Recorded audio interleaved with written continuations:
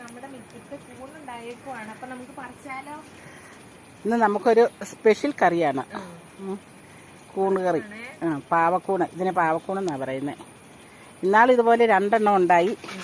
അപ്പം നമ്മളത് കണ്ടില്ലായിരുന്നു. അത് അവിടെ നിന്ന് ചീഞ്ഞു പോയി കേട്ടോ.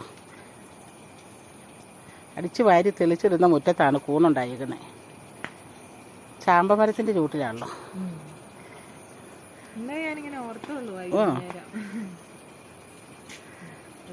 നേരത്തെ നമുക്ക് പെരിയാറ്റിൽ പറമ്പുണ്ടായിരുന്നപ്പോൾ നമുക്ക് അവിടെ നിന്നും കൂണ് കിട്ടുമായിരുന്നു കേട്ടോ. അപ്പം അവിടെ പറമ്പില്ല. 2018 കഴിഞ്ഞപ്പോൾ പിന്നെ ആറ്റിലേക്ക് ഇറങ്ങാറില്ല.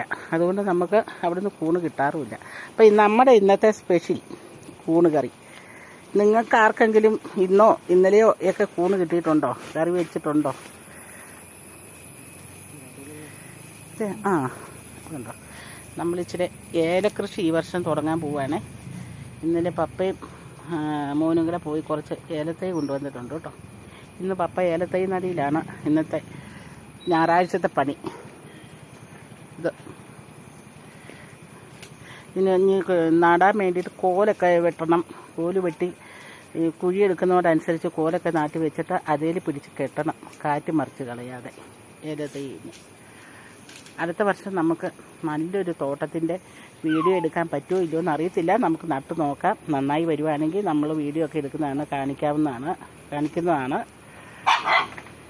എന്നാടാ കണ്ടോ, ഇങ്ക്രു അമ്മയും കൂടെ കൂടി അവിടെ കിടന്ന അംഗം. അവരോട് വർത്താനം പറഞ്ഞില്ല, അതുകൊണ്ട് ഇത്ര നേരം നിന്നിട്ട് അവരോട് മിണ്ടിയില്ലല്ലോ. അതുകൊണ്ട് എന്നാടാ മിണ്ടാത്തേന്നെങ്ങാണ്ടാ ചോദിക്കുന്നത്. ഇന്നിപ്പോൾ അവർക്ക് പാലൊന്നും കൊടുത്തില്ല. പാല് കൊടുക്കാത്ത ദേഷ്യത്തിനാണേ. പാത്രമൊക്കെ എടുത്ത് മുറ്റത്ത് വെച്ചേക്കും. അതൊക്കെ കഴുകിയിട്ട് പാലടുപ്പിൽ വെച്ചിട്ടുണ്ട്. പിന്നെ പാല് തിളച്ചിരിക്കുകയാണ്. അത് ആറുമ്പോൾ കൊണ്ടുവന്ന് അമ്മയ്ക്കും മോനും കൂടെ കുറച്ച് കൊടുക്കണം.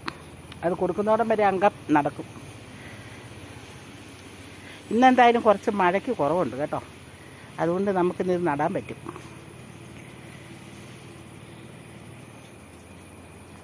അതിന് ചോട്ടിൽ വേറെ അതൊന്നും ഇല്ലേ? ഒറ്റത്തണ്ടാണോ?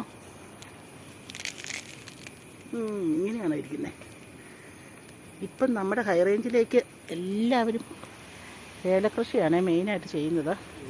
പക്ഷെ നല്ല മണ്ണും നല്ല കാലാവസ്ഥയും നന്നായിട്ട് വെള്ളമൊക്കെ കൊടുക്കുകയാണെങ്കിൽ ഉണ്ടല്ലോ, ഇതിന് ഒറ്റ വർഷം കൊണ്ട് ഇതിൻ്റെ ആദായം എടുക്കാൻ പറ്റുമെന്നാണ് പറയണേ. ആദ്യ വർഷം തൊട്ട് കുറേശ്ശെ കിട്ടും, 1-ാം വർഷം മുതൽ. അതുപോലെ ആദായം കിട്ടുന്ന മറ്റ് കൃഷികളൊന്നുമില്ല. റബ്ബർ നട്ടാൽ 5 വർഷം കഴിയണം, കൊടി ഇട്ടാൽ 3 വർഷം കഴിയണം, കൊക്കോ നട്ടാൽ ഒരു 3-4 വർഷം കഴിയണം.